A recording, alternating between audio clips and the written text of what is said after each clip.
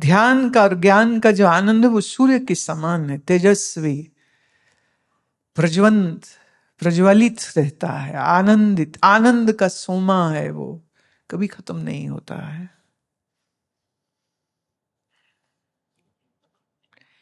माजा शीश सिंह रावत पूछते हैं, I use this tool of mind, sense organ, action and grasp body. Won't it make through I a karta bhokta?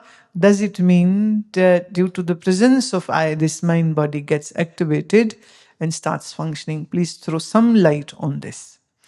I don't become karta bhokta, but reflection of me in the mind is the individual self.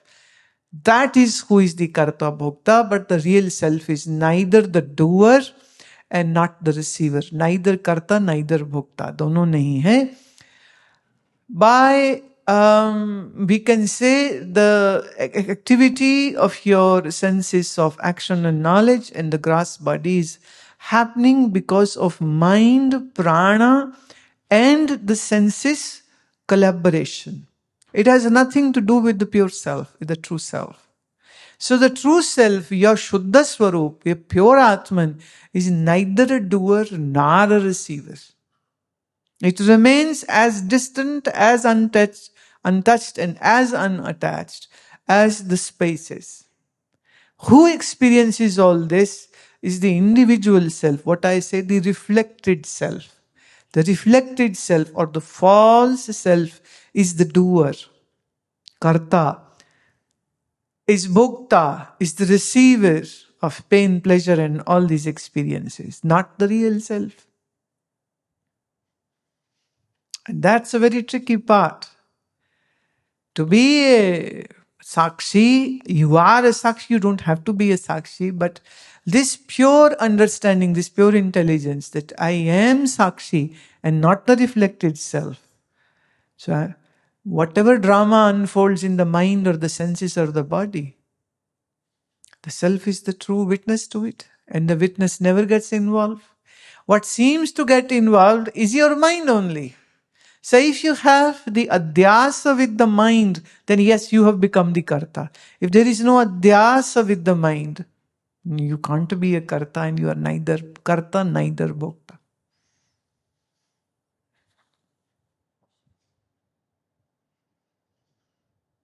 I would suggest you, Majashish Singh Ji, to go into the Vichar Chandrodaya, into the chapter of Adhyasa, the superimposition. Once you go through it nicely, and I have explained it elaborately, once you understand that totally and fully, then the understanding alone will break this superimposition, will break this adhyasa. And then you will come to know who you are in reality.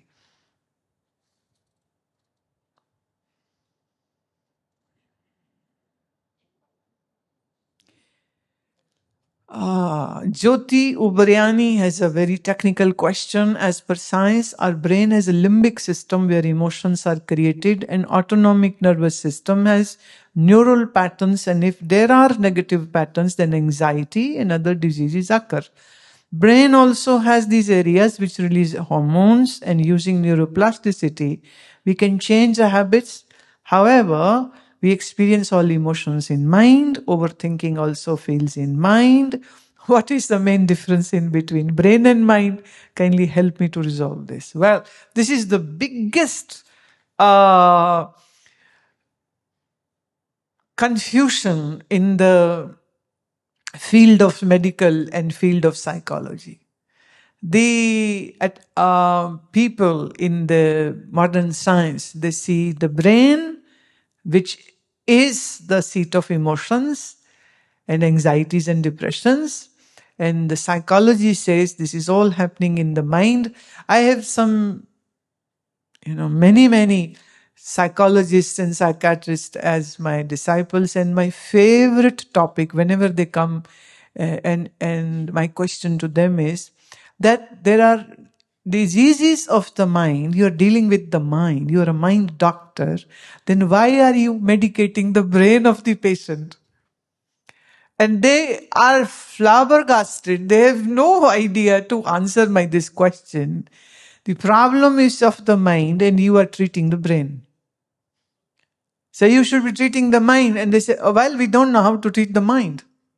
We just know how to treat the brain. And they don't even treat the brain. They have these drugs, the psychotic drugs, which are going to numb either the functioning of that particular part of the brain, or it blocks the neurotransmitters and brain doesn't receive those, or they put the person into a semi-sleep or full sleep mode. Okay, just take the drug and keep sleeping, and you will not feel any bad emotion and no suicidal thoughts and no depression, and you are cured. But are you really? No, you are not. Mind is, let's say, like a software, and your brain is like the hardware. Please understand this. So there can be some hardware problems, meaning the organ brain problems, which of course would require medical sciences. Through the drugs we can treat it. And in yoga, I say it can be treated with Ayurvedic herbs and also asana, pranayam, and strengthening the sattvic part of the mind. The psychiatry says the organ brain alone is behaving like a mind. So if we numb or put a person in a coma, then there are no emotions. We have switched off the brain, so the mind can't function. It's like if you switch off your mobile phone, of course you will not receive any call and you cannot make any call. But that doesn't mean that your phone alone is handling the networking system and the satellite signaling work system. The phone is the hardware which you have, and the software is running that system. And that software is connected with that company from whom you have taken the channel to run your phone. So it's all interconnected. So brain is the hardware, like the body of the phone, and mind is the software which is being run through this brain. So we need to correct both. We have to have a healthy brain and a healthy mind. Yeah? So absolutely there are two separate things. Modern medical science still is stubbornly stuck on the point that mind is nothing, it is just the brain. But our Ayurvedic sciences, the Chinese acupuncture, and the yogic sciences says, no, mind is different and brain is different. It's absolutely different. So we have to learn. Now, your medical science knows maybe how to deal with the brain, but they don't know how to deal with the mind. And the Yoga Shastras knows how to deal with the mind, and with the asana, pranayam, Ayurvedic herbs, and the dietary prescriptions, what to eat, what not to eat. That's how we manage the brain and the mind together. Manovahi Srota, in Ayurveda we say that, which are making this mind function. And if there is something wrong in those srotas, the mind will not function properly. It's very interesting. It's very, very interesting. Wow. Shyam Narayan ji पूछते हैं, ओम शब्द है या अक्षर? ओम ना शब्द है, ना ओम अक्षर है, ओम ध्वनि है. ना अक्षर है, न शब्द है. शब्द के लिए कई अक्षर होने चाहिए. ओम ना अक्षर है, ना ही ओम शब्द है. ओम ध्वनि है, और इसमें 3 ध्वनियां हैं, आ, उ और म. इस आ, उ और म, इन 3 ध्वनियों के संजोग से ओम बनता है. बहुत दिलचस्प ये ज्ञान आपको आज मैं देना चाहती हूँ. आजकल मॉडर्न रिसर्च करने वाले, शरीर को समझने वाले वैज्ञानिक ये बात कह रहे हैं. फिर कह दूं ना, वेस्ट की आदत है, हमारे यहाँ के आइडियाज को चुराते हैं, उसको एक नया नाम देते हैं और फिर उसको बेचते हैं, और फिर वो कहते हैं हमने ढूंढा है. जैसे आजकल ओम के गुंजन को वो ओम और गुंजन ना कह के हमारे योगियों को क्रेडिट देना पड़ेगा, हमारे सनातन धर्म के ऋषियों को क्रेडिट देना पड़ेगा. इसलिए वो बिल्कुल इनका नाम ना लेके वो कहते हैं हमिंग करो. हमिंग करने से वेगस नर्व ठीक हो जाती है, और वेगस नर्व ठीक होती है तो आपका ऑटोनॉमिक जो नर्वस सिस्टम है वो ठीक होता है, सिंपैथेटिक और पैरासिम्पैथेटिक सिस्टम। तो वो कहते हैं हमिंग करने से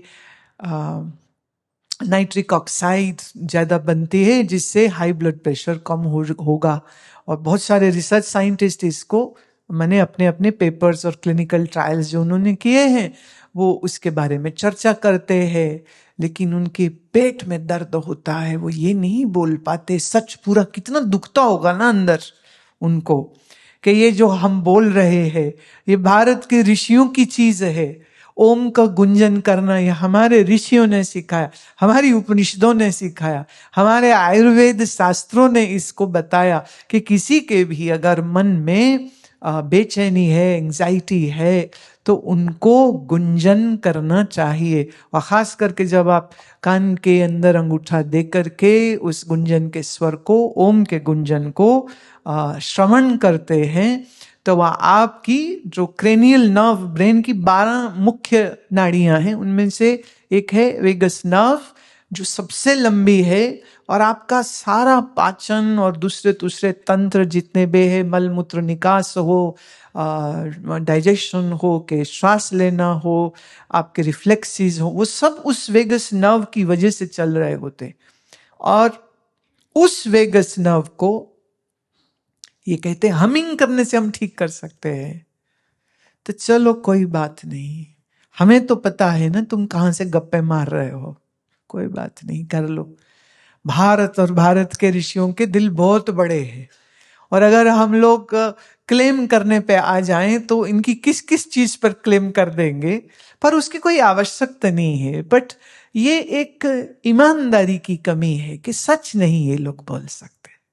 सच बोलो ना, तो क्यों कह रहे हो खाली हमिंग करो, बोले करो। अरे ओम करने को हम कह रहे थे, तुमने ओम हटा दिया। क्योंकि ओम बोलते ही सनातन धर्म आ जाएगा, हिंदू धर्म आ जाएगा, भारत आ जाएगा, भारत की विशेषता आ जाएगी, और हमें कुछ पता ही नहीं है, और सीखने के लिए भारत के दर्शन से हमें हेल्प लेनी पड़ती है। तो बस भाई ये बड़ी भारी तकलीफ हो जाती है, इसलिए वो नाम नहीं लेते, बिल्कुल भी नाम नहीं लेते। सारे जो कोई ईमानदार जो है वो कहते हैं कि हजारों सालों से योग में गुंजन ओम का होता है, जिससे मन को और शरीर को संतुलित और स्वस्थ किया जाता है। कुछ लोग बहुत अच्छे लोग हैं, भाई सारे तो बेईमान नहीं ना हो सकते, कोई तो अच्छे भी होते हैं। तो जो अच्छे वाले वो कहते हैं, और जो बेईमान वाले हैं वो एकदम चुप, वो नहीं सच बोलते। वो कहते हैं तो हमने ढूंढा, हमारी रिसर्च है, हमने ढूंढा, हमें तो अभी नोबेल प्राइज ऑन मेडिसिन में मिलना चाहिए कि हमने ढूंढी ये चीज। लेकिन ओम ध्वनि है, आ, उ और मा, ये तीनों ध्वनियों का सम्मिश्रण है ओम। ये आपके नाभि तंत्र, आपके कंठ और आपके मस्तिष्क, तीनों पर इसका प्रभाव आता है।